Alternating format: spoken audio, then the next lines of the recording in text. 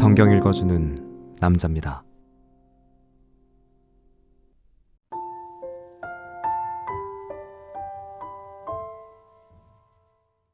처녀들을 다시 모을 때에는 모르디게가 대궐문에 앉았더라. 에스더가 모르디게의 명한 대로 그 종족과 민족을 고하지 아니하니 저가 모르디게의 명을 양육받을 때와 같이 조침이더라. 모르디게가 대궐문에 앉았을 때에 문지킨 왕의 내시 빅단과 데레스 두 사람이 아하수에로 왕을 원한하여 모살하려 하거늘 모르디게가 알고 왕후 에스더에게 고하니 에스더가 모르디게의 이름으로 왕에게 고한지라. 사실하여 실정을 얻었으므로 두 사람을 나무에 달고 그 일을 왕의 앞에서 궁중일기에 기록하니라. 그 후에 아하수에로 왕이 아각 사람 함무다다의 아들 하만의 지위를 높이 올려 모든 함께 있는 대신 위에 두니 대궐문에 있는 왕의 모든 신복이 다 왕의 명대로 하만에게 굴어 절하되 모르디게는 꿇지도 아니하고 절하지도 아니하니 대궐문에 있는 왕의 신복이 모르디게에게 이르되 너는 어찌하여 왕의 명령을 거역하느냐 하고 날마다 권하되 모르디게가 듣지 아니하고 자기는 유다인임을 고하였더니 저희가 모르디게의 일이 어찌 되나 보고자 하여 하만에게 고하였더라. 하만이 모르디게가 꿇지도 아니하고 절하지도 아니함을 보고 심히 노하더니 저희가 모르디게의 민족을 하만에게 고한 고로 하만이 모르디게만 죽이는 것이 경하다 하고 아하수에로의 온 나라에 있는 유다인 곧 모르디게의 민족을 다 멸하고자 하더라.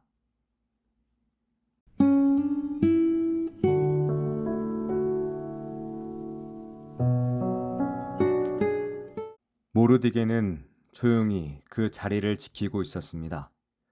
왕궁 문 앞, 권력의 중심과는 거리가 있지만 역사의 한복판을 통과하고 있는 장소였습니다. 그는 에스더의 안부를 살피기 위해 그 자리를 떠나지 않았고 그렇게 지켜보는 가운데 두 내시가 왕을 암살하려는 음모를 꾸미는 것을 알아차립니다. 그는 왕후가 된 에스더를 통해 사실을 알리고 왕의 생명은 구원받습니다. 사건은 궁중일기에 기록되지만 모르디게는 어떤 보상도 받지 못합니다. 말 그대로 조용히 지나간 사건이었습니다. 그러나 하나님의 이야기에선 그 어떤 헌신도 헛되지 않습니다. 왕의 생명을 구한 모르디게의 행위 직후 정작 높임을 받은 사람은 하만이었습니다. 그는 급속히 권력을 얻고 왕궁 모든 신하들에게 절을 받게 됩니다. 사람들은 자연스럽게 무릎을 꿇습니다. 그러나 한 사람, 모르디게는 일어나지도 않고 절하지도 않았습니다. 누군가가 그 이유를 묻자 그는 대답합니다. 나는 유다인이다. 단 한 문장이지만 그의 정체성과 신념을 모두 담고 있는 고백입니다. 그 말 속에는 그가 누구이며 누구에게만 무릎 꿇을 수 있는 사람인지를 향한 분명한 인식이 있습니다. 하만은 모르디게의 태도에 분노하지만 그 분노는 곧 한 사람을 넘어 하나의 민족을 향한 계획으로 번져갑니다.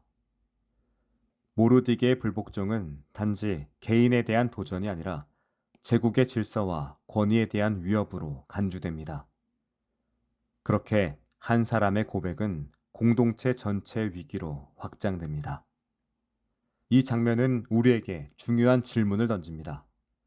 무엇이 진짜 위협이었을까요?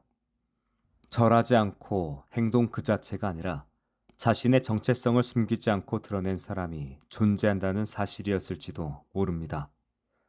제국은 눈에 띄지 않는 수능을 요구합니다. 하지만 모르디게는 조용히 그러나 분명하게 자신의 믿음을 따라 행동합니다. 그는 누군가에게 보여주기 위해 믿음을 고백하지 않았고 상황에 따라 유연하게 타협하지도 않았습니다. 다만 지금 자신이 누구이며 누구를 따르는지를 아는 사람으로서 그 자리에 머물렀습니다. 이 장면은 어떤 위대한 기적이나 승리를 보여주는 장면은 아닙니다. 그러나 바로 모르드게의 이 작은 고백 하나가 이후 에스더의 결단과 유다 공동체의 구원이라는 큰 이야기의 문을 엽니다. 때로 하나님의 일하심은 말없는 결단을 통해 시작됩니다. 아무도 주목하지 않는 순간, 눈치 보지 않고 고개를 드는 사람을 통해 하나님의 이야기는 전개됩니다. 우리는 이 장면을 통해 또 하나의 사실을 보게 됩니다. 공동체는 언제나 개인의 믿음에서 다시 일어섭니다. 모르디게의 고백은 곧 공동체를 향한 위협이 되었고, 에스더는 이 위협 앞에서 자신의 역할을 마주하게 됩니다. 하나님은 개인의 신실함을 통해 공동체를 일깨우시고, 공동체의 결단을 통해 하나님의 구속사를 이어가십니다. 이 본문은 오늘을 사는 우리에게도 묻습니다. 우리는 누구에게 고개를 숙이고 있습니까?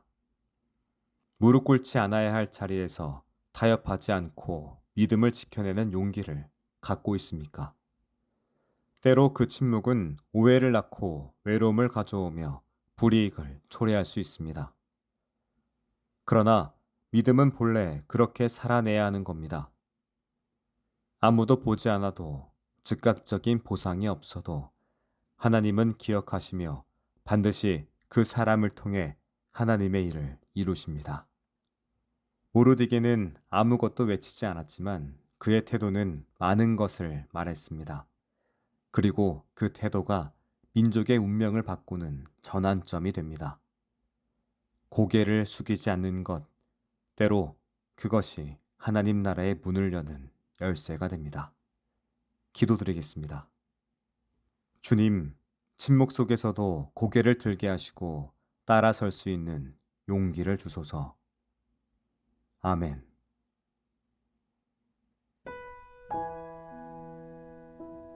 지금까지 묵상에 함께하는 교회 홍종환 목사, 내레이션 성경 읽어주는 남자였습니다.